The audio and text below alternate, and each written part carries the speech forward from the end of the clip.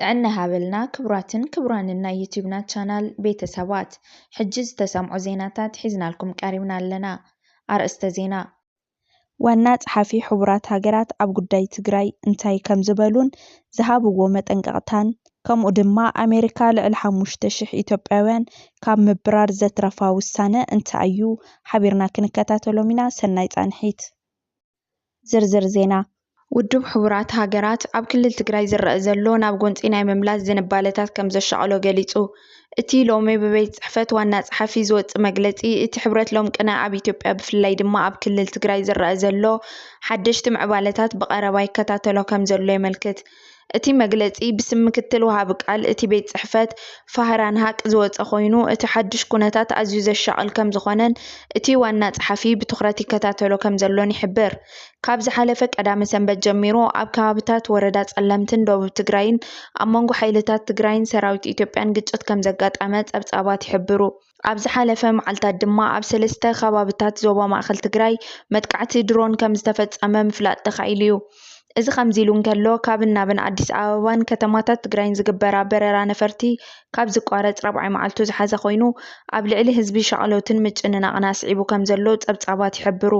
እቲ ሎሚ ኣንጊሁ ዝወፀ መግለጺ ሕቡራት ሃገራት እዚ ሓድሽ ምዕባለታት ከይጋደድ ስጋኣት ከም ዘለዎ ይጠቅስ። ኣብዚ እዋን እዚ ኣብ ትግራይ ተጀሚሩ ዘሎ ውጥርን ጎንፅን ሰፊሕ ናይ ድሕንነት ስጋኣት ንክፈጥር ኣበርክቶ ገይሩ ኣሎ። ኣብ ልዕሊ ሲቪላት ዝህልዎ ጽልዋ ዓብይ ኮይኑ ኣብቲ ገና ዳግማይ ንምህናፅን ንምሕዋይን ዝሰርሕ ዘሎ ዞባ ናብ ሰፊሕ ግጭት ናይ ምምላስ ሓደጋ ኣለዎ። እቲ መግለፂ ዋና ጸሓፊ ኩሎም ተጻባእቲ ወገናት ነገራት ካብ ምግዳድ ክቁጠቡን ፍልልያቶም ብሰላማዊ ዘተ ክፈትሑን ዳግማይ ምትእምማን ምፍጣር ዝዓለሙ ስጉምትታትን ክወስዱን ይጽውዑ። ከምኡ ድማ እቲ ኣብ ፕሪቶርያ ዝተፈጸመ ስምምዕ ቀዋሚ ምቁራጽ ተጻብኦታት ሙሉእ ብሙሉእ ክፍጸም ይላቦ። ውዕሊ ፕሪቶርያ ኣብ 2022 ካብ ዝፍረም ጀሚሩ ዝተረኽበ ኣወታዊ መኽሰብ ምህላው ኣገዳሲ ምዃኑ እውን የጉልህ። ኣብ መወዳእታ ዋና ጸሓፊ ምስ ሕብረት ኣፍሪቃን ዞባዊ ትካላትን ብምትሕብባር ነቲ ኣብ ትግራይ ተፈጢሩ ዘሎ ግጭት ብሰላማዊ ዘተ ንምፍታሕ ድልውነቱ ኣረጋጊጹ። መንግስቲ ፌደራል ዛጊድ ብዛዕባ እዚ ዳግማይ ናብ ሙሉእ ኩናት ከይዓርግ ስጋኣት ፈጢሩ ዝርከብ ግጭት መግለጺ ኣይሃበን። ፕሬዝደንት ጊዜያዊ ምምሕዳር ትግራይ ትማል ኣብ ዝሃቦ መግለጺ እቲ ኣብ ከባቢታት ጸለምቲ ዝተፈጠረ ጎንፂ ዘረጋገጸ ኮይኑ ሓይልታቱ ናብ ግጭት ናይ ምእታው ድሌት ከም ዘይብሎም ተዛሪቡ።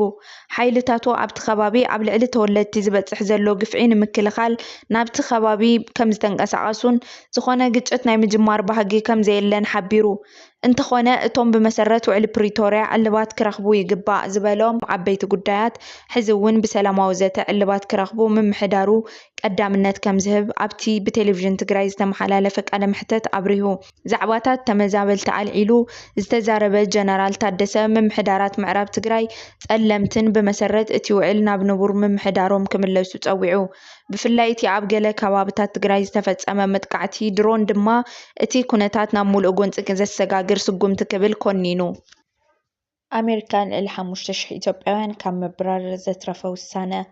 ምምሕዳር ፕሬዝደንት ኣሜሪካ ዶናልድ ትራምፕ ኣብ ኣሜሪካ ዕቑባ ክረኽቡ ብቑዓት ዘይኮኑ ኢትዮጵያውያን ከይስጎጉ ዝገበር ሕጋዊ መስርሕ ከብቅዕ ዘወስዶ ስጉምቲ ብድሆ የጓንፍ ኣሎ። እዚ ውሳነ እዚ ካብ ኣሜሪካ ክወፁ 2 ሰሙን ጥራይ ዝተረፎም ልዕሊ 5,000 ኢትዮጵያውያን ጻንሒቶም ዘናውሕ እዩ። ኣብ ቦስተን ኣሜሪካ ዝርከብ ፌደራላዊ ዳኛ ብራያን መርፊ ብዓርቢ 31 ጥሪ 2026 ነዚ ውሳነ ከም ዘሕለፈ ማዕኸን ዜና ሮይተርስ ሓቢሩ። እቲ ዳኛ ነዚ ክሲ ክምልከት ዝኸኣለ ኣብ ዝሓለፈ ሰሙን 3 ኢትዮጵያውያን ምስ ኣፍሪካ ኮሚኒቲስ ቱጌዘር ዝተባህለ ኣፍሪቃዊ ጉጅለ ተጣባቂ መሰላት ስደተኛታት ክሲ ድሕሪ ምቕራቦም እዩ። ብመሰረት እዚ መንግስቲ ኣሜሪካ ንሓታቲ ዕቑባ ኢትዮጵያውያን ዝህቦ ዝነበረ ጊዜያዊ ሕጋዊ ሓለዋ ከብቅዕ ኣብ መጀመርታ ወርሒ ታሕሳስ ዘሕልፎ ውሳነ ዝቃወም እዩ። እቲ ክቋረጽ እተወሰነ ስጉምቲ ኣብ 2015 ኣብ እዋን ፕሬዝደንት ኣሜሪካ ነበር ጆ ባይደን ተግባራዊ ዝኾነ እዩ።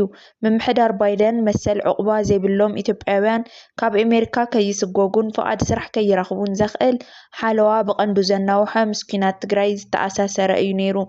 እቲ ሕጋዊ ሓለዋ ፈለማ ንሓደ ዓመት ክጸንሕ ተወዲቡ ነይሩ። እንተኾነ ግን ኣብ ኢትዮጵያ ዘሎ ቀጻሊ ጸጥታዊ ስግኣት ብምጥቃስ ንተወሳኺ 18 ኣዋርሕ ተናዊሑ። ኣብ ልዕሊ ስደተኛታት ጽኑዕ ስጉምቲ ክወስድ ዝጸንሐ ምምሕዳር ትራምፕ ግን ነዚ መሰል ከየናውሖ ወሲኑ። ብተወሳኺ ነቶም በዚ ስርዓት እዚ ሓለዋ ዝተዋህቦም ኣስታት 5,000 ኢትዮጵያውያን ካብ ሃገር ክወፁ ናይ 60 መዓልታት ገደብ ግዜ ሂቡ።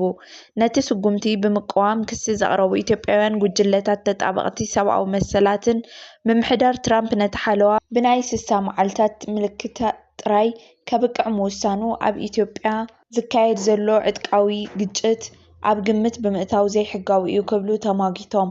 ጸሓፊት ድሕንነት ሃገር ክርስቲ ኖኣም እቲ ትካል ነዚ ስጉምቲ ዝወስደሉ ምኽንያት ኣብ ልዕሊ ጻዓዱ ዘይኮኑ ስደተኛታት ኣብ ዝረአ ጽልኢ መሰረት ብምግባር ምኽሳስ ጸብጻብ ሮይተርስ የመልክት።